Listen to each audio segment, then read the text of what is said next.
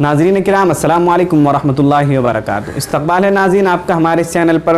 अगर आप हमारे इस चैनल पर नए आए हैं तो चैनल को सब्सक्राइब कर दीजिए और बेल आइकन को ज़रूर क्लिक करें। तबरेज़ अंसारी का वाक़या वो दर्दनाक वाक़या है जिसने पूरे हिंदुस्तान को हिला कर रख दिया। दुनिया भर में उसके लिए एहतिजाज हुए। आइए आपको असदुद्दीन ओवैसी साहब की ज़बानी तबरेज़ अंसारी का दर्दनाक वाक़या सुनाते हैं। देखें कैसे तबरेज़ अंसारी का दर्दनाक वाक़या असदुद्दीन ओवैसी साहब ने अपनी ज़बान से सुनाया। वाकई बहुत ज़्यादा दर्दनाक वाक़या है, सुनकर जिसको आंसू आ जाएंगे।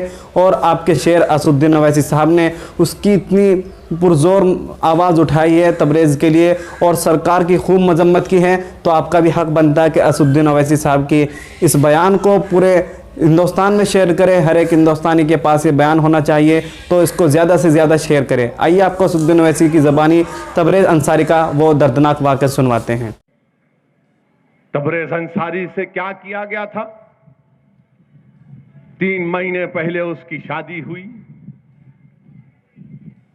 अपने दोस्तों के साथ कहीं पर गया तो चोरी के नाम पर और चोर के नाम पर तबरेज़ अंसारी को पकड़ लिया गया और रात में 10 बजे से सुबह 5 बजे तक तबरेज़ अंसारी को रस्सियों से बांधकर रात भर मारते रहे।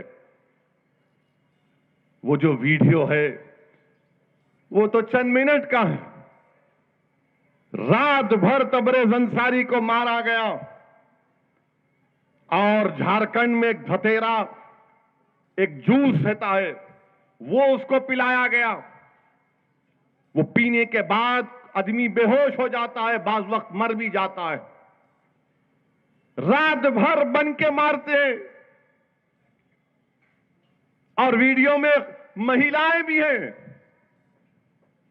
और जब तबरेज़ को कम मार रहे थे तो इसलिए कि वो कह रहा था कि मेरा नाम सोनू है, तो जालिमों ने, इन नामर्दों ने, इन शयातीन ने कहा कि नहीं, तेरा नाम सोनू नहीं है, बता तेरा नाम क्या है। तो आखिरकार उसके मुंह से निकल गया कि मेरा नाम तबरेज़ है।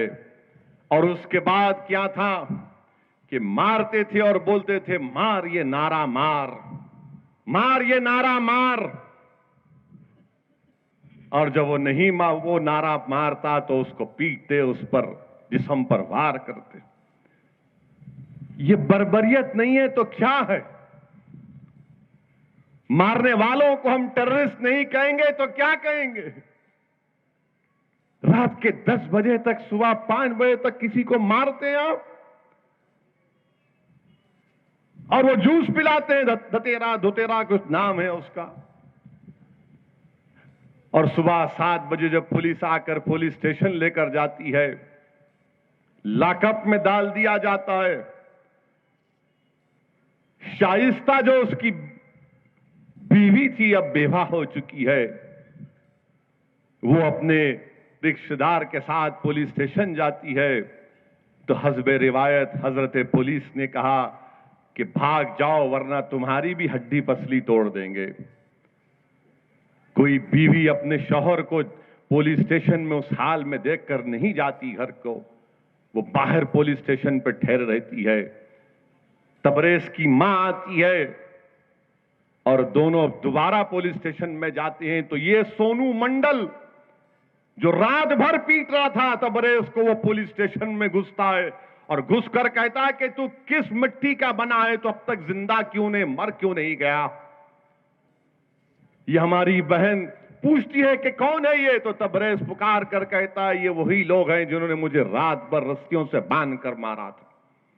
पुलिस कुछ नहीं करती, वो धमकी देकर चला जाता है और पुलिस उल्टा तबरेज़ के ऊपर चोरी का केस, हमारे मुकद्दर में लिखा हुआ है कि अगर चोरी का नहीं तो टेररिस्ट का केस डाल दो। दोनों बनता है मुसलमान के ऊपर। यह पैगाम, यह जहर भर दिया गया कि चोर नहीं तो टेररिस्ट है।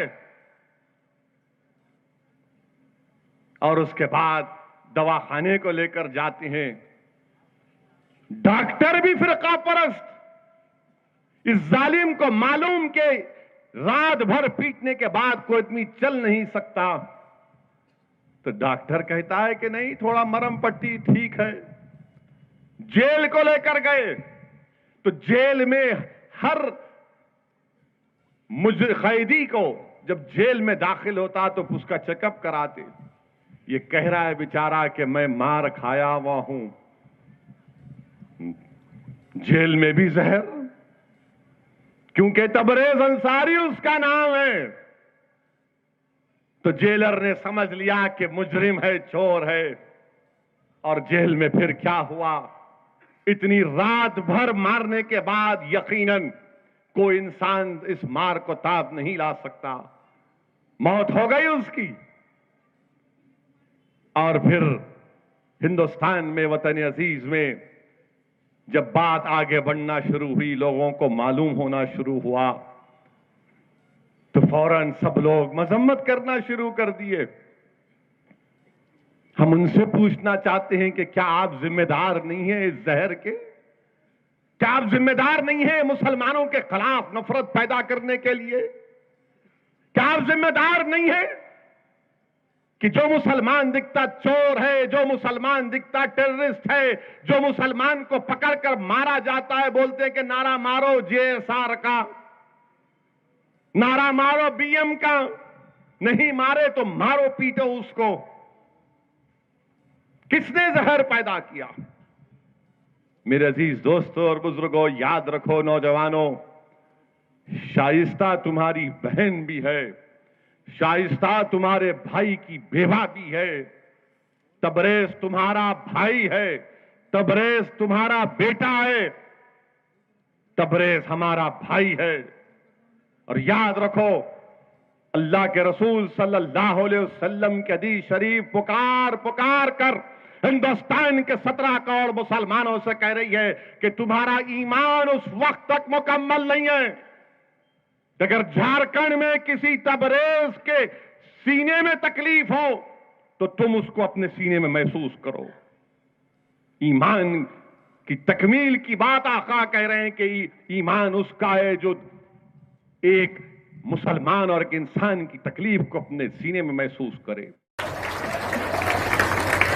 मेरे अजीज दोस्तों और बुजुर्गों, हमारे मुल्क में एक 18 साल की बच्ची लिखती है कि मैं हिंदुस्तान के फिल्म इंडस्ट्री को छोड़ रही हूं, गंदगी है, मुझे अल्लाह से दूर कर दिया, मुझे जिंदगी के मकसद से दूर कर दिया। बड़ा ही खूबसूरत उसने अपना पैगाम लिखा। उसके बाद जो तूफान खड़ा हो गया, हाय हाय हाय, हर टीवी का एंकर ऐसा लग रहा था कि उनकी बेटी बन गई हो। ऐसा लग रहा था कि आपने 8-9 महीने अपने पेट में रखकर उसको जन्म दिया। सबको तकलीफ, नहीं क्यों करे? मुल्लाओं ने उसको डरा दिया, इसलिए बच्ची डर गई। अच्छा, मुल्लाओं ने डराया, मुल्लाओं ने डराया, आप क्यों नहीं डरते? फिर मुल्ला सही है, आप नहीं डरते? अरे 18 साल की बच्ची है, वो किसी से भी शादी कर सकती है। अगर वो बोलेगी कि मैं एक इससे शादी करूंगी, कोई रोक नहीं सकते। आप कानून इजाजत देता। मेरे पास कई केसेस आते हैं हफ्ते में। कई माँ बाप बोलते हमारा बच्चा कर लिया, हमारी बेटी कर ली। मैं बोला मैं क्या कर सकता हूं? नहीं, आप कुछ करो। बोला मैं माफिया डॉन नहीं हूं, मैं वोट डालो तो जीत के आता हूं। एक तो ऐसा वाकया हुआ, एक बच्चा किसी बच्ची से शादी कर लिया, इश्क किया। अब मेरे पास घर को आया और उन्हें आके बैठा रहा, उनके वालिद साहब के अंदर आए, चप्पल निकाले, कमीने दुनिया बैठा हुआ। बोला नहीं अब्बा इनका नहीं आया। बोला इनका नहीं क्यों आया? बोले इनको वोट डालो ना अब्बा। क्यों डाला? तो बोले अब्बा आप ही बोले ना जाके डाल डाल। बोले तू नाक कटा दिया। बोले मैं अब्बा शादी कर लिया। फिर उनके अब्बा बोले